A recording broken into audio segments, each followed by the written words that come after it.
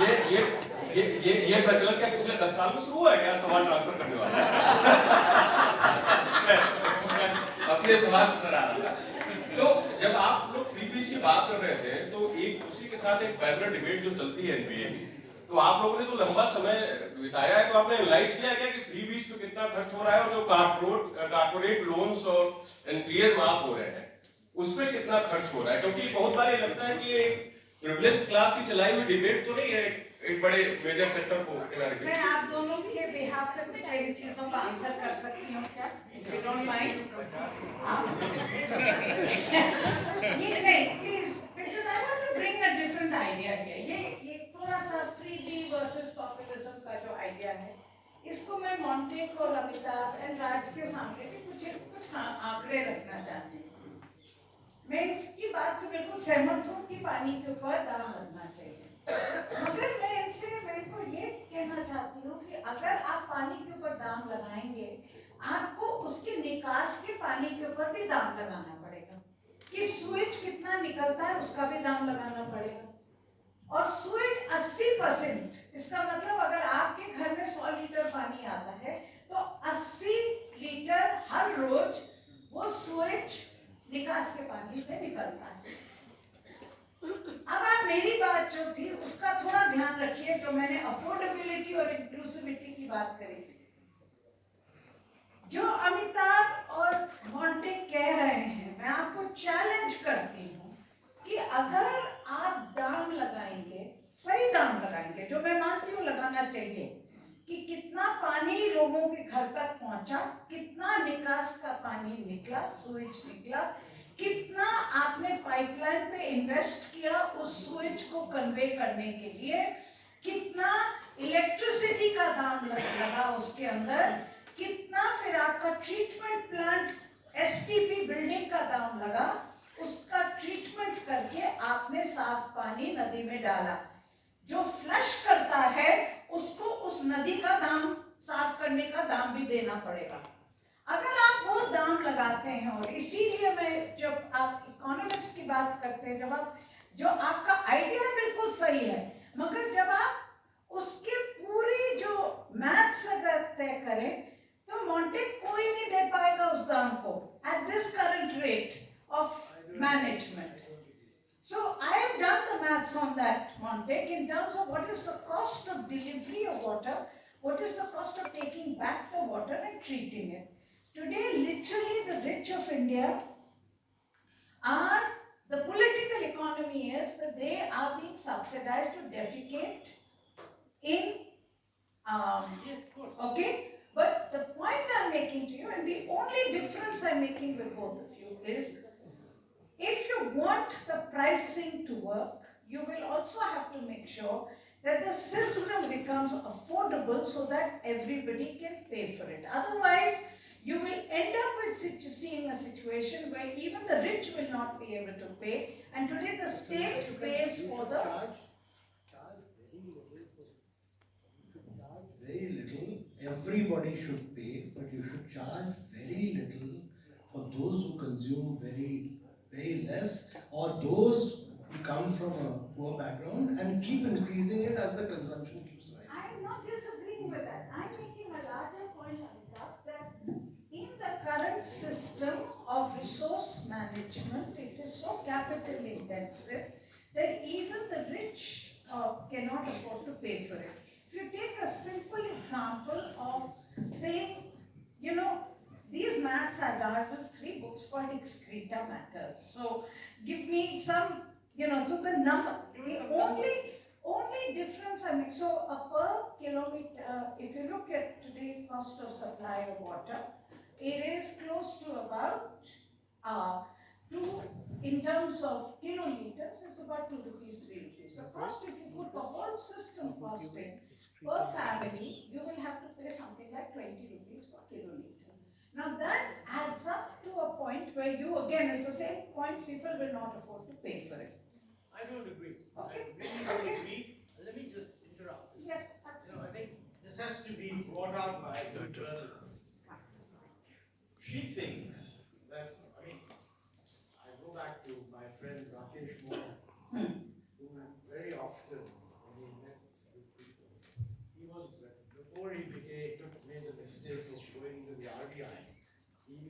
own city. So Yes, I know Rakesh. tell me that you go and address people and ask them, hey, how much are you paying for your electricity? Everybody knew. Hmm. How much are you paying for water? Nobody knew. So the fact of the matter is, even if the rich had to pay 10 times what they're currently paying for water, and by the way, if they didn't pay, the water supply would be cut off. They would pay. And you know, these are people who are, what, as somebody said, using pressure to wash their cars and this and that. Look, there should be no sympathy for this law. I would go further than what he said. I mean, in the planning commission, when we were recommending water pricing, we consistently said you can have free a lifeline supply. Yes. You have to decide what is a lifeline supply. Fair enough. So, you know, so many per person, so many liters, average of 5 persons per household, so many liters a day.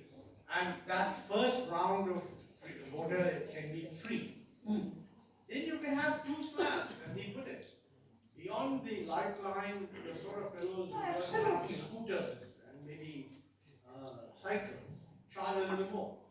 Once you get to the automobile fellow, I mean, there should be not only zilch subsidy, they should cross-subsidize the other fellows. Yes. And I tell you, I don't know what your results end up saying, but ask yourself the following question. Everybody who has, let's say, I won't say BMWs, but let's say a Camry hybrid, that's me. Yeah. Then I know. Okay? Everybody who's using a Camry hybrid type of household, how many liters of water and what would it cost? And if I were to compare what I'm paying for petrol, why wouldn't I be willing to pay? No, absolutely. You shouldn't let these guys get away with this I'll give nonsense. you another example of the poorest of the poor. And I went to Nagpur in the most difficult slum colony and I interacted with women. All women. This poorest slum area of Nagpur did not have a water supply. And then the Nagpur municipality worked out a PPP, not a government-led scheme, a private public partnership scheme, which ensured that flowing pipe water started coming to that. I interacted with 150 women. They said that when there was no water, they could not even clean their utensils. It led to huge diseases amongst the children. They said we are willing to pay, and now that water started flowing, the PPP operator was charging them for water, minimal amount. Yes. Because it was a scheme spread over several areas, but they were charged. Said we are willing to pay any amount for flowing water. It's people want to pay for water. It's the politicians and administrators who do not want to charge for water. Everybody, and the important point he was making is, put meters for water, put meters for power, electricity. The only way India will transform is when we technologically leapfrog like we've done with UPI, with fast payments and mobile, etc. India needs good technology. People want to pay. It's politicians who don't want to pay. No, and we want to push for populism. I have absolutely no doubt on this. Water mafia. Parking is a classic case where Anurita and I have taken this matter to the Supreme Court. But we cannot get a parking charge in Delhi which means anything because the rich of Delhi refuse to pay. Look, when you say refuse to pay, what you mean is if you ask them, are you happy, they'll say no. But what does refuse to pay mean? If he refuses to pay, attach his car under the ED and say you're not paying your bills. I mean, I don't buy this at all. And let me say one thing, that you know, it's easy to blame politicians. Of course, and they should be. But the biggest mafia is the guys who run the tankers. Yeah. Frankly, if you charge the system that would make the pipe water supply adequate, the first thing that would be disconnected is tankers. Please find out who owns the tankers that are currently being used. Most of them are being used by the police because they don't get water. And they're being used by the rich when they don't get enough water. The rich are only topping up. For that topping up, they're paying a huge amount. They're paying 1,000 rupees per tanker or something like that. So, you know, frankly, I think the failure to allow prices to 3,000. Okay. is a major problem. I'm going to open up another round of questions, but I want this populism versus prices put behind. We can have the fights over lunch now on this. So yes, I have you in the middle. I'll come to you, and then I'll come to you, Janto. ठीक है. I've seen all the hands waving like this. I will come to everyone. Yeah. Good afternoon. It's Irfan from Economic Times. I just want to understand, we will go back to the peripherals of the country. For example, J&K and other places. So, as economists, do you think the conflict should be factored in when you talk about pricing of the resources? It should be a constant wherever there is a conflict. For example, in J&K, we have 65% of our electricity generated goes out to the northern grid due to unfavorable agreements with the federal government or with the institutions that are there. And then there are transmission losses. And now what we are seeing is rampant smart metering of J&K, which is becoming an issue, and it may turn into a political and a law and order issue in future as well, where even the poor of the poorest are charged with rupees 2,000 every month.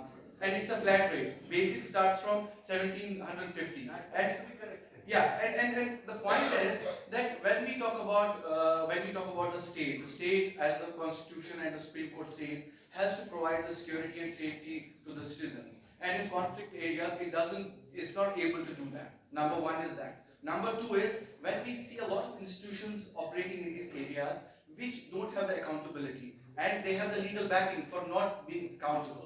And then they're using the resources. They're using the same resources that are available there. So how do we factor it in those bills that come to a common man? And who is not getting the safety? Who is not getting the security? Who is not getting the requisite development? Then why is he paying the bills? And then there are the governance issues of transmission losses and all. How do we factor all of that in when you say pricing all the resources?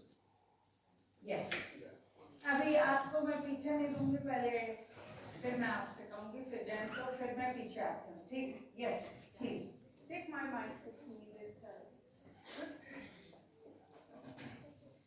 So much. I'm Srishti Chaudhary from CNN News 18. So my question is to Mr. Kant. You talked about air pollution in Delhi, how it's a failure of governance. You talked about action not being taken against the power plants, the biomass burning. My actually question to you is that we have a lot of data now that it's mostly vehicular emissions, and somehow we see that it becomes a blame game about stubble burning. So what is really stopping the action in those fronts that you enlisted just a while ago? So yeah, Please take that question, very important. Maybe you can answer it right away. So I'm a great believer that Delhi's air pollution is not about stubble burning. There are many aspects to this, and about 35% of this pollution happens because of power plants. 36 units, I think only 7 of them have this FGDs, rest do not have it, and that time limit is getting extended. So that's one aspect. Second is about 15% of it happens because of boilers and industrial units, and boilers are totally outdated. They need to be, the boilers and industry, government needs to act against them. Third is the brick kiln factories around Rajasthan and all this area, on which they are all working on outdated technologies. They need to be very concerted action on them. And the fourth, I think, is that there is a lot of biomass burning within Delhi, and that all needs to be backed up by LPG supplies. And the last point, I'm a great believer that Delhi must go fully, it's 100% EVs on two-wheelers, three-wheelers, and Delhi must have all electric buses. And we should force people to travel by buses, not by cars. We should also, and this requires, to my mind, a very clear mandate that all vehicles in Delhi, slowly, we should put the cafe norm to push them towards electric vehicles. There's no challenge about two-wheelers, three-wheelers. Actually, my view is that on all 42 cities which figure in the 50 cities of India, 50 of the worst polluting cities in the world, we should put cafe norms on two-wheelers, three-wheelers, and on four-wheelers. All petrol, diesel vehicles should be taken out. This requires very strict, firm action, very ruthless, tough, firm action. This requires tough governance. And this requires us to move towards electric buses. It's not about people not traveling by electric buses. People are not traveling by buses because people want to travel by cars. You have to provide a better, comfortable way of traveling through electric buses and push them. So you need multi-track action on all these fronts to clean up the air pollution of Delhi, to my mind. But I wanted to touch upon this issue which was raised about Meghalaya, because I think that's a very important question, and Meghalaya is very, very sensitive state in terms of, its sustainability. And I think the points being raised by her were very, very disturbing to my mind about some area being very polluting. And who are probably being the worst polluting, and the lakes all drying up. It will have a huge detrimental impact on Meghalaya. And I wasn't aware of this because one only goes to Shillong and some areas and come back.